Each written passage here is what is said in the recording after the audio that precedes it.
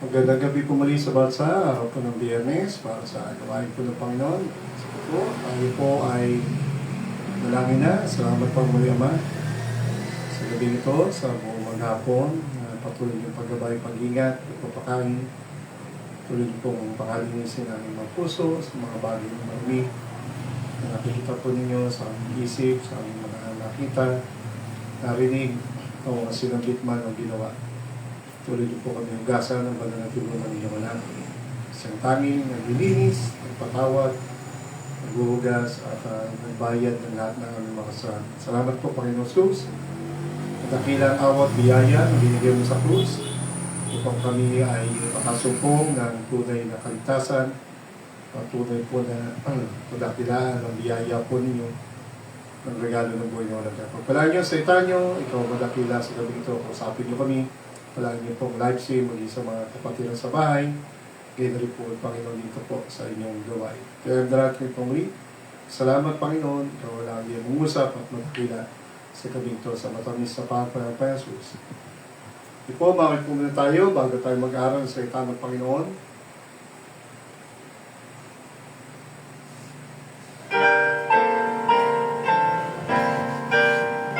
Nandito po natin yung burdens of the dead Calvary. Ready? These are filled with sorrow and pain.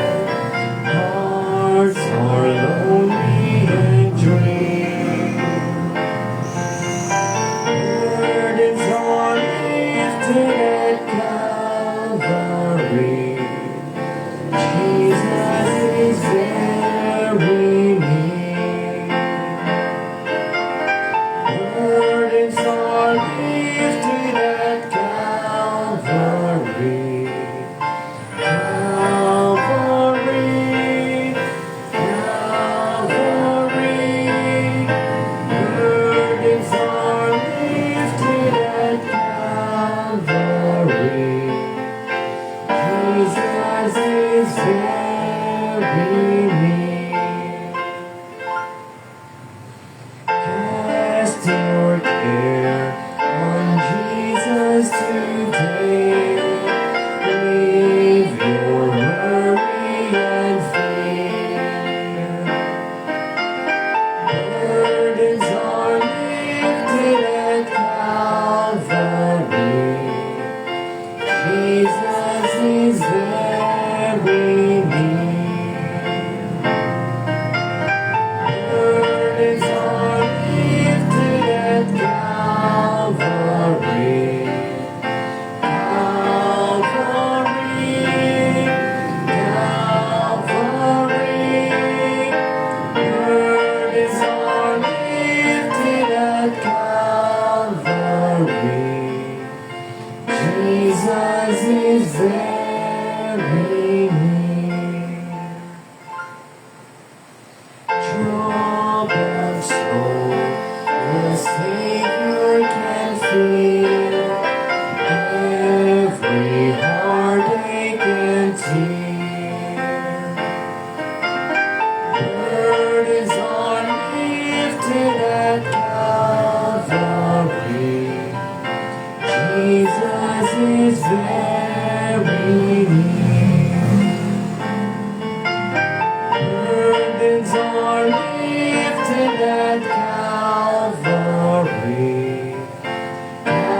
Calvary, Calvary. Burdens are lifted at Calvary. Jesus is very near.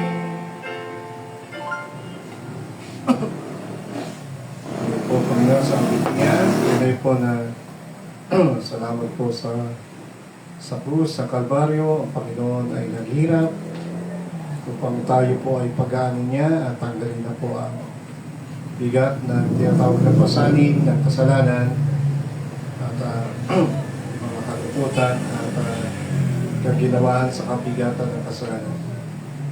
Sige po, let's continue our series of study about when three prophets prayed for death in the Bible.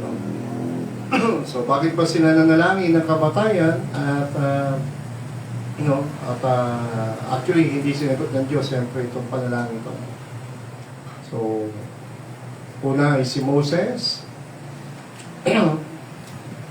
sa Numbers 11:15, at sabi niya, ang prayer niya, and if thou deal thus with me, kill me, I pray thee, out of hand. If I have found favor in thy sight, let me not see my wretchedness. So, nanalangin si Moses ng patayin na siya ng Panginoon sapagkat nabibigatan na po sa mga problemang naranasan niya in leading the Israelites. Sumunod po, si Elijah, 1 Kings 19:4. No, na-discuss na natin kay Moses. At sabi ng 1 Kings 19:4, but Elijah himself went a day's journey into the wilderness and came and sat down under a juniper tree. And Elijah requested for himself that he might die and said, sabi niya, tama na, o ngayon nga, o Panginoon, ay kunin mo na ang aking buhay, o kitlin mo na ang aking buhay, sapagkat hindi ako mas mainam ang buhay ko sa aking mga ninuno. And then, lastly, ay si Jonah. In Jonah chapter 4 verse 3, sabi niya, therefore now, O Lord, take, I beseech thee, my life from me, kunin mo na aking buhay, mas mainam pang mamatay kaysa mabuhay. So, bakit nga ba itong tatlong ito ay nanalangin ng kamatayan, no? At hindi naman ang sinagot ng Diyos yung kanilang mga panalangin, of course. Ang sagot ng Diyos ay no. Ano ba ang purpose ng Diyos? O bakit makitatindihan? No? Bakit nanalangin itong tatlong ito ng kamatayan? Kay Moses, ay sabi nga niya, at kung ako'y ginagawa mo ng ganito, patayin mo na ako'y, pinamalit ko sa iyo, kung ako'y nakasumpong ng biyaya sa iyong paningin, huwag ko na makita aking malungkot at mahirap na kalagayan. Konting review po, no? Okay, so Tagalog kay Elijah, ngunit siya'y naglumakad na paglalakbay na isang araw sa ilang o desierto at naparoon at tumupo sa ilalim ng isang punong kahoy na juniper at siya'y humiling sa ganang kanya na siya'y mamatay na at nagsabi, sukat na ngayon o Panginoon, kunin mo ang aking buhay sapagkat hindi ako mabuti kaysa sa aking mga magulang. And then, si Jonah, in Jonah chapter 4 verse 8, sabi nga niya sa Tagalog, kaya nga o Panginoon, isiyasamo ko sa iyo na kitilin mo lang ang aking buhay sapagkat mabuti sa akin ang mamatay kaysa mabuhay pa. So what are the wisdom, truth, and lesson from the prophets' prayers for death? The prayers of Moses, Elijah, and Jonah for death provide valuable insights into the human experience and God's perspective on suffering. No? So nagtuturo ito ng mga karanasan ng tao at ano ang pananaw ng Diyos sa hirap na dinadaan ng mga tao ito. No? So gusto nang mawala sa mundo. Number one, we can learn from Moses prayer.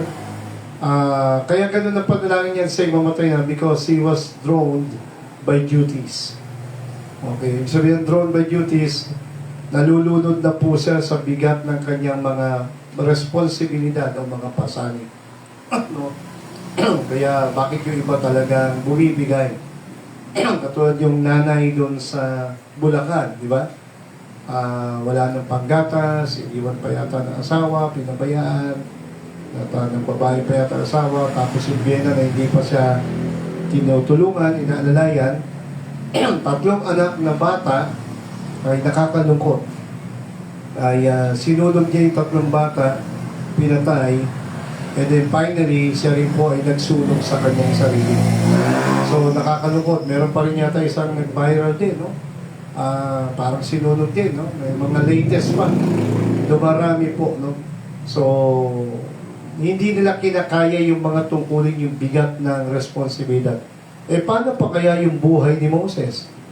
Moses was leading not just one family, not just helping and guiding not just one family, not 10 families, not 100 families, not 1,000 families, not just 1 million people.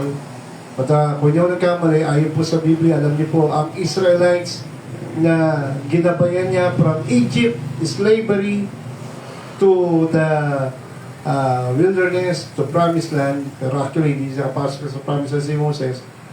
Doon sa disyerto na pala po 40 years, ay almost 6 million, kung hindi ako nagkamali. 6 million na po ang Hudyo that time. So, would you imagine, di ba? Hindi po ito 1 million lang, hindi po 10 pamilya. Talagang napakabigat po ito. Napakabigat na itong COVID. Isipin mo ko, isa lang magreklamo nga eh. 10, 100, 1,000, 1 million, paano pa yung 6 million? And of course, ang talagang halos nagpapabigat sa kanila ano, yung daing, reklamo ng mga tatay, yung mga leader, silang mga number 1 kasi siyempre pasaway dyan. Okay, so, kaya sabi niya number 15, ay patay mo na ako, Panginoon. Parang wala nang pakinabang buhay ko. No? Let me not see my wretchedness. Parang wala na siya magawa. When they ask for food, no? Yan po yung context po niya. Tapos na tayo niya, pero patay review. So Moses felt burdened by the Israelites complaint. No? Nabigatan siya sa mga reklamo nila. Kaya sabi niya, Lord, patayin mo na ako kaysa ganito ang sitwasyon ng buhay ko. So ano ang tugon ng Diyos?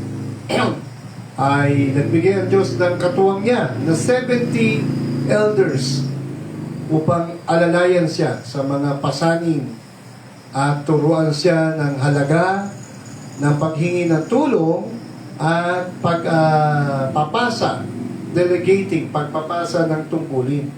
Kaya minsan, maganda sa bahay talaga, no?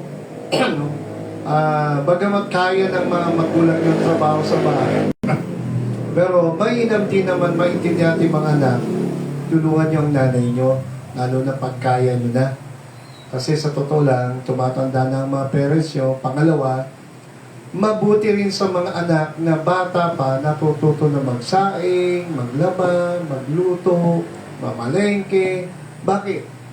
Kasi, kung magpapamilya kayo, edi training na yan eh. Training. Ika nga, tumanda kayo, lalo na kung biglang mawala ang parents yun, na ika nga, tumanda kayo na ready na for life. O, diba? Kaya minsan, marami nakakalungkot, diba? Ano yun? Yung mga kabataan, gusto lang mag-boyfriend, girlfriend.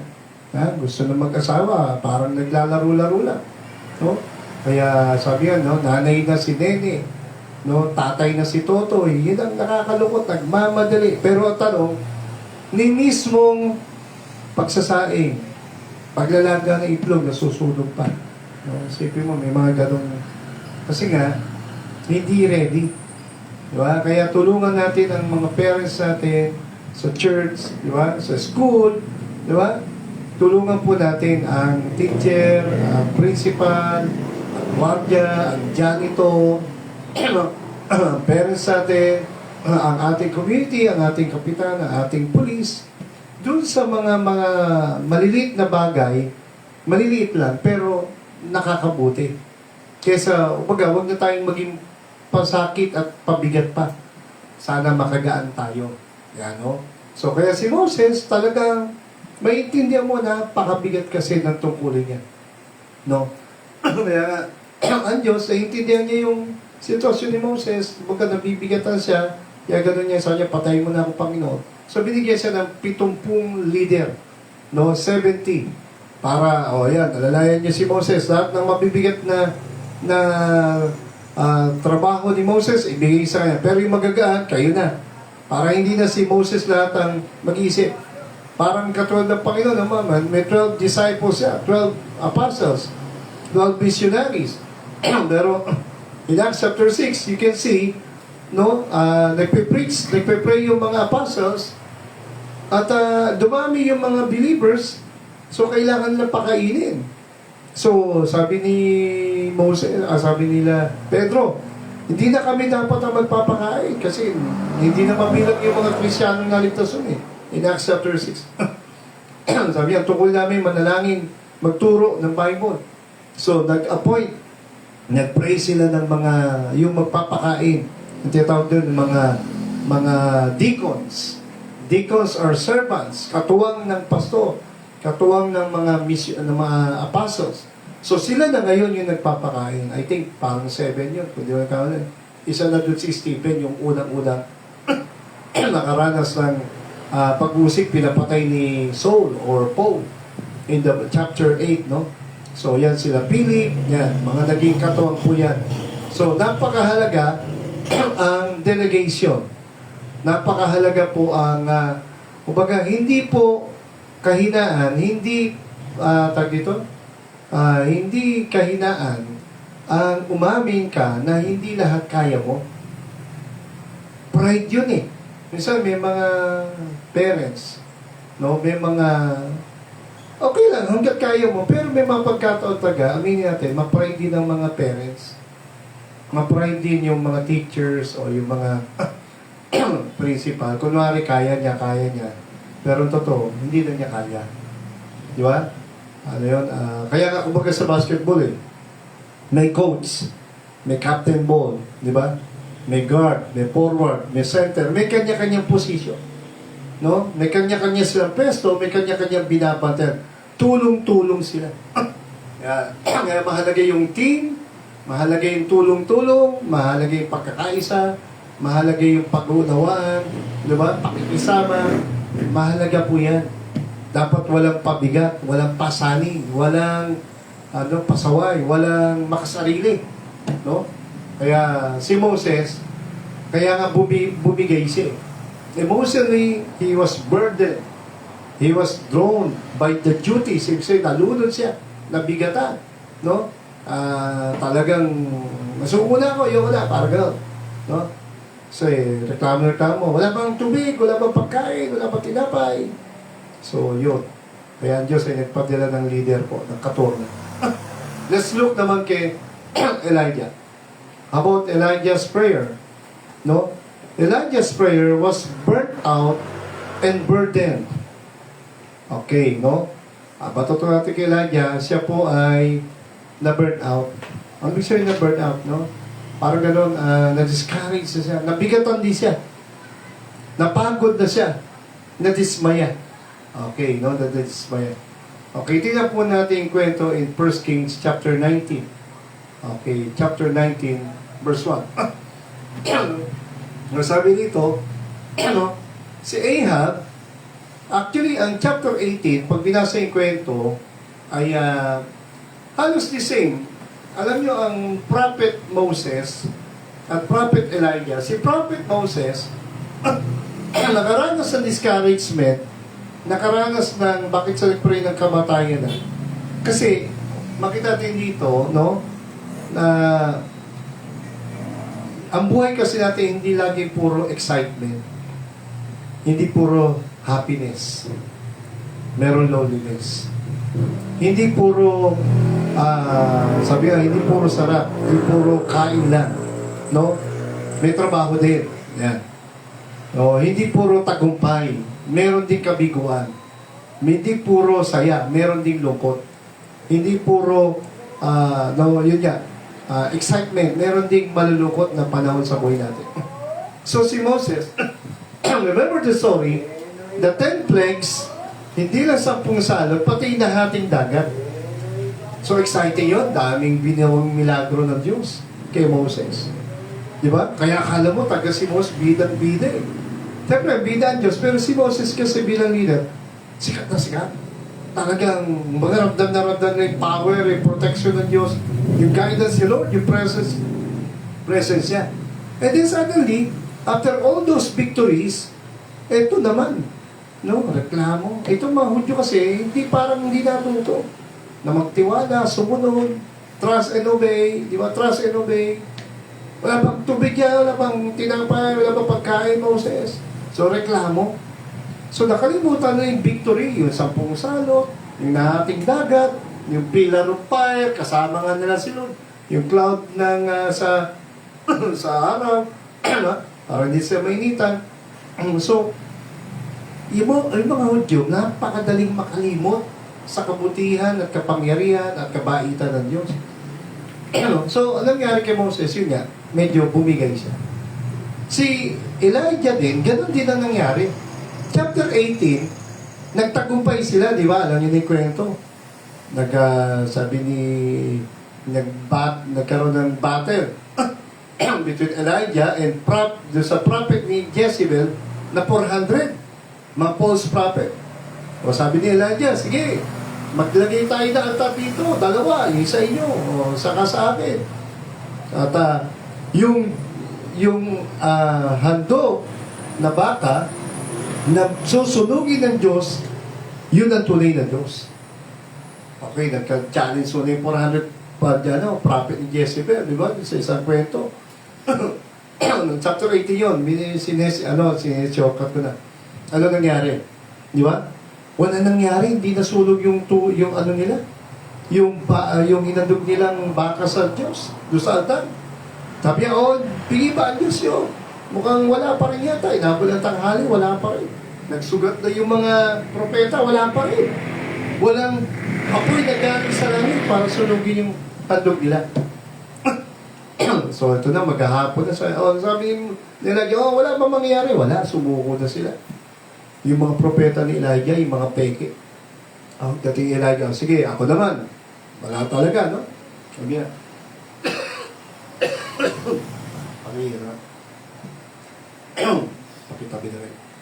Okay, so nangyari kay Elijah, sabi niya ay, sabi ni Elijah, lagyan niyo ng tubig yung paligid ng altar. Pinuhusan nila ng tubig. Drum. Talaga nag-uumapaw sa tubig. Tapos, sabi niya, pagkakasa nag-pray siya. Hindi natin basahin yun. Nag-pray pa kasi sabi niya, no? Sabi niya, ipakita mo, Panginoon, na ikaw ang tunay na Diyos ng Israel at madakila ka sa oras. So, ang prayer ni Elijah, hindi siya madakila, hindi siya sumikat, kundi madakila ang Diyos. Magpakilala ka, Panginoon, sa bansang ito na minamahal mo at nang sila'y maniwala sa iyo at ikay madakila. Lo and behold, nagkaroon ng fire from heaven at yung pong baka na basang-basa ng tubig ay talagang natuyok bigla, nag-apoy yung baka, nasunog yung baka, yung handog na yun. Kaya natakot ang mga Israelita noon, yung mga nanonood sa contest na yun, at yung mga prophet ni Jezebel, sabi ni Elijah, pinag-utos siya, patayin nyo lahat yan. So pinapatay yun. Napatay po yung lahat ng 400 false prophet ni Jezebel. Jezebel was the wife of King Ahab. King Ahab was the wicked king that time, and the wicked queen, Jezebel. Makita natin, ito po yung time na hindi po nagpaulan ang Diyos for 3.5 years. Bakit po? Galit po ang Diyos sa Israel. Because Elijah worshiped the idols, yung mga rebulto ng ibang bansa ginaya. At ito si wicked queen Jezebel pa, ang nagtulak sa kanya para sumamba dito sa mga rebultong ito. At yun nga, hindi sumamba sa tuwing Diyos.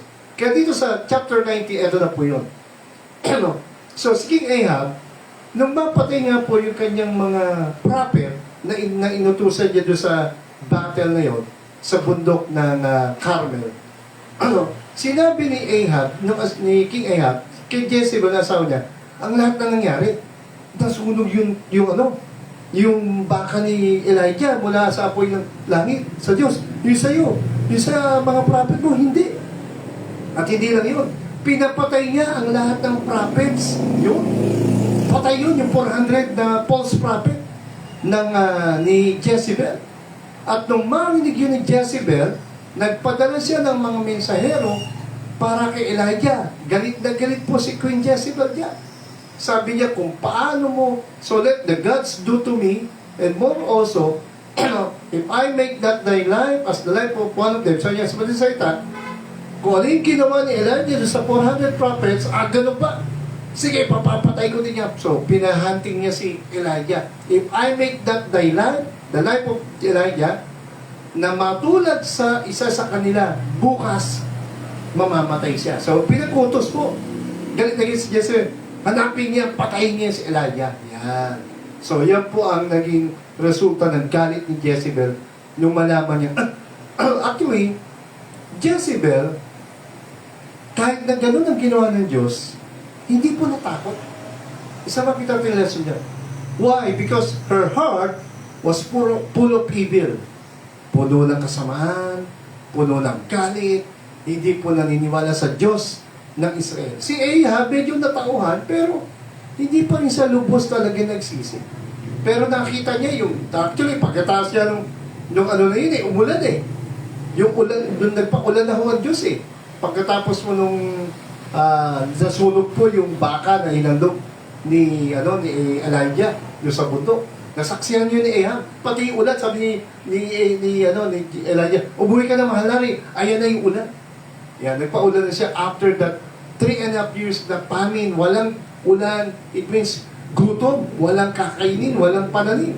Maraming namatay na hayop, maraming namatay na tao. Isipin mo, natuyot po. Kaya sabi ng verse 8, and when Elijah saw that, nang marinig niya, malaman niya, gano'n ang pinag-utos si Queen Jezebel, anong ginawa niya? Tumayo siya, tumindig siya, natakot siya, tumakas siya, went for his life. Punta sa Beersheba, doon sa lugar ng Judah, at iniwan niya ang kanyang alipin doon. Meron siyang katulong. Iniwan niya. At sabi sa verse 4, sa pagtakas niya, ito na po yun. Sa pagtakas niya, take note, went a day's journey. Sabihin, hindi lang siya naglakbay niya sa araw. Maraming araw yan. Tumakas siya. Diyan ka lang, tumakas siya. Araw, lakad. No? Hindi na binagit ito. Kumain ba siya? Sabihin, hindi lang mo ito. Paglalakbay sa araw, 24 hours, Hindi ko alam kung may sasakyan ba siya dito. May kabayo, may camel, hindi na binanggit. Pero sabi sa Masalita, sa pagtakas siya, puno siya ng takot, tumakas siya ilang araw na naglakbay sa disyerto. At napagod siya, naupo siya. Sabi wala sa sasakyan dito, walang kabayo o baka o na donkey na sinakyan. Napaupo siya sa isang puno, sa ilalim ng puno ng juniper. At sa pagod po niya, yun na nga po, napagod, no? Gutom, uhaw, sama-sama na siguro ito. Dito na po niya ni-request sa Panginoon, no? Sabi niya, he requested to himself na mamatay na ako. Sabi niya, tama na Panginoon, ayoko na. Ngayon niya, Panginoon, kunin mo na ang buhay ko. Sapagkat wala rin akong kabutihan. Pagka wala akong pagkakaiba sa akin noon, mga patayin mo na ako. Okay, pero tingnan po natin ang response ng Diyos in verse 5. Nakatulog po siya. Okay, doon sa puno na yon. At sa kanyang pagkatulog, masdan, nagpadala ang Diyos ng anghel. Siguro medyo minasad siya, no? Touch him. Medyo pinalakas siya, no? Pagod at gutom. Sabi niya, tumayo ka dyan, gumising ka. May pagkain na. Pero wala. Provided ng langit, pinadala po ng Diyos. Inutusan ng anghel. Pinadala siya ng pagkain. Ano pa sabi sa verse 6? Okay, verse 6. At pagtingin nga ni Elijah, no? Doon sa sinasabi ng angel na may pagkain, masdan meron ng cake. Wow, no? May bake. Meron ng Goldilocks bake siya. May Goldilocks bake, no? Cake bacon on the coals. At meron ng tubig. May mineral water na. No, napakasarap. At sa kanyang pagkauwa at pagkagutom, ay kinain niya ito. Siyempre, pagod at gutom na siya. At siya ay muling anong ginawa niya pagkakain uminom? Nahiga ulit. Pero at least, siya, medyo na-relax siya, lumakas. Kasi ilang araw naglakbay. Siguro, taga nagutom po siya rito, no? Pero sinustain siya ng Panginoon. At ano pa sabi on verse 7? Ang sabi po ng angel, ang utos ng angel, sabi sa kanya, and the angel of the Lord came again the second time. Ito ba ay angel na angel talaga? O angel na si Lord? Pwede ito si Lord talaga dito. Kasi angel of the Lord Possible, si Lord dito nagpakita sa kanya rito Hindi taga-angel And the angel of the Lord came again the second time. Bumalik ulit sa kanya, kinausap siya, tinipo siya, at sabi, tumayo ka dyan, kumain ulit. Bakit? Hindi pa tapos sa trabaho mo. mahaba pa ang paglalakbay mo at matindi pa ang pupunta. Sabi, marami ka pang gagawin. Kumain ka, magpalakas ka. Pinapalakas yan ng Panginoon. Huwag kang mag-discourage, huwag kang mapagod. Huwag kang magutom. Kumain ka, magpalakas ka. Okay, anong ginawa niya? Verse 8, at siya nga ay bumangon, at kumain, at uminom, at siya ay lumakas ng ilang araw. 40 days and 40 nights doon sa bundok ng Horeb, sa bundok ng Diyos. Okay, so makita natin dito, no? Ano po ang lesson dito kay Elijah? Okay, takboy natin. Okay, so Elijah na tayo. Elijah felt isolated and exhausted. Feeling niya, nag-iisa na siya. Feeling niya, pagod na siya. Pagkatapos ng kanyang battle with the prophets of Baal, no, leading him to ask God. Katatapos na ng victory niya, katatapos lang ng something spectacular. Di ba? Kumbaga, high spirit eh. Di ba? Tagumpay eh. Si Lord, talagang pinakita yung power niya, yung presence niya. Di ba? And then suddenly, parang sasabi kasi ni Elijah rito, nung malapit ni Jesse, ganun ba? Hanapin niya, patay niya. Hindi natakot si Jezebel. Pero si Elijah natakot. Naku, papatay. Kaya tumakas siya. Parang siya sabi niya, Lord, akala ko ba buhay ka? Akala ko ba diyan ka? Akala ko ba tutulog? Bakit papatayin ako? Takot siya. Naunahan siya ng takot, naunahan siya ng, kumbaga, nakalimot din siya, in a sense. Kaya siya nadismaya, kaya siya nanghina, kaya siya napagod. Kasi feeling niya, Lord, akala ko ba, andiyan ka, tatagumpay na tayo. Bakit mayabang si Jezebel? Di ba? So parang sabi niya rito, kung pwede lang patayin na niya si Jezebel, di ba? Pero hindi eh. Kumbaga, kung hindi rin lang mamatay si Jezebel, siya ipapatayin, eh di takas niya sa kanyang takot. At yun nga, niisip niya, Lord, parang pinabayaan mo na ako. Parang, pagkatapos ng paksyon ko, pag dinigod ko siya, ba't to? Bakit puro suffering? So, kaya sabi niya, Lord, patayin mo na lang ako. Diba? So, parang wala naman pala mabuting magagawa pa. Pero nung response ng Diyos, no, yun yan, nagpadala siya ng anghel, pinakain siya, pinalakas siya. Ibig sabihin, it talks about God's care, no, for his physical body, nanghina eh. Napagod eh. At pagpagod ang tao physically, kaya nga, kailangan natin matulog. Bakit kailangan natin kumain? Di ba? So, mga kabataan, hindi pwedeng aral kayo na aral. Ang cellphone pala nakakapagod. O katulad yun, yung na balita, sino yun? Anak ni Kim, di ba? Sa channel, yung Kim Atienza, di ba? Viral ngayon, di ba? Yung anak niya na 19 years old ba? Babae, nasa Amerika. O, di ba? Viral po ngayon. Bakit? Ano sabi? Nagpakamatay. Why? Kasi meron na yata sa dating problem in the past. So, nag-post yata sa, comment ang mga keyboard warriors ng mga netizen at hindi niya kinaya yung mga pintas, yung mga ng pasaring, no? Ng mga bully sa netizen. Kaya pag hindi ka sanay, mahina ang kalooban mo. Huwag ka na mag-comment. Nakanasa ko talagang naku, mahirap. Talagang pag hindi mo kaya ng emosyon mo, tumigil ka. Huwag ka mag-comment. Hayaan mo sila. No? So, nangyari nga po, hindi ko kinaya ng anak ni Kim Atienza. Malungkot po yun. No?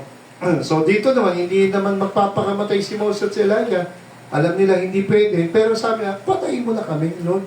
No? Pero, katigatin, katatapos lang ng tagumpay, kapangyarihan, proteksyon, plano ng Diyos ay maganda sa Israel, kay Elijah.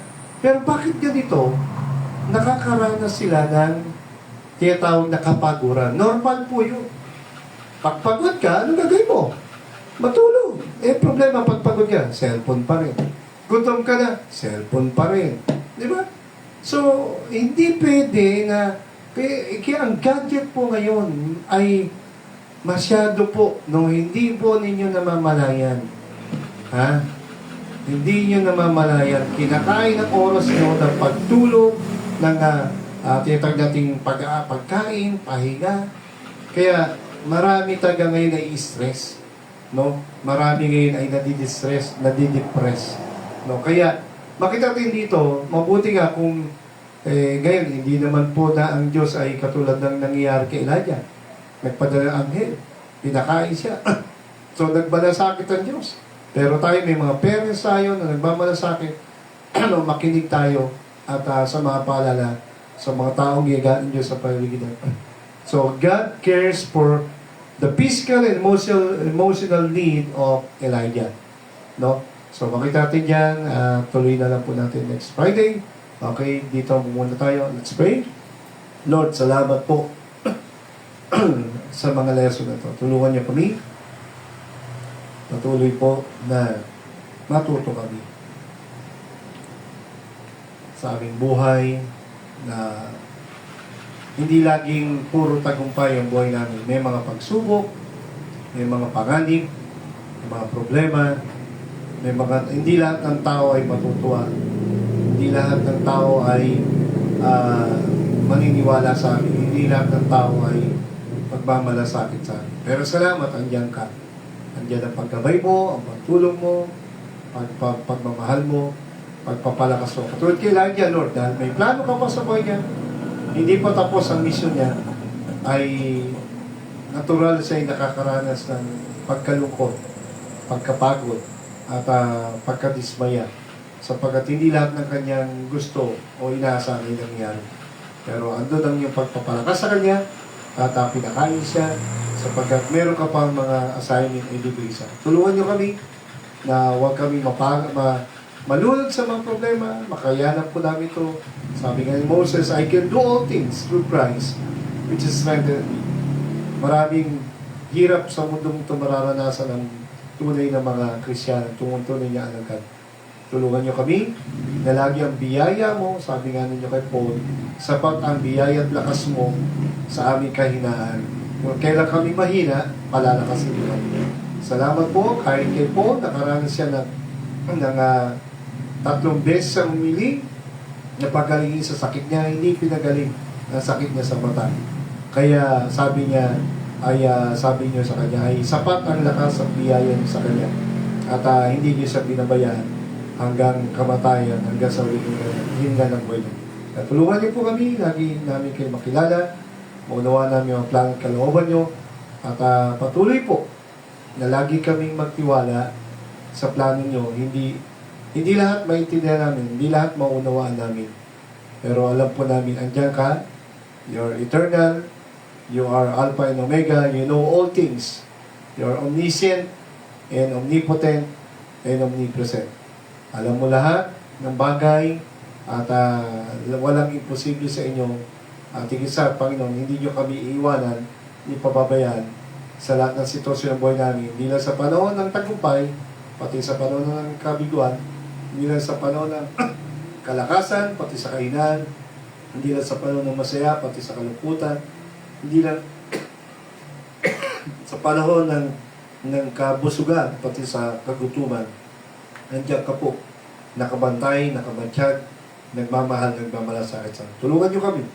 Gabayan niyo kami, samahan, pangunahan ng mga anak niyo, mabuhay sa kalooban niyo, at huwag kami maging makasarili, huwag kami maging selfish, huwag kami ang isipin lang namin ay aming mga sariling kagustuhan, Panginoon to. There are times, Lord, nalulunod kami ng problema, pero hindi ibig sabihin nun ay tapos ang misyon namin o kami ay nandun, Panginoon, na hindi nyo na kami gagamitin.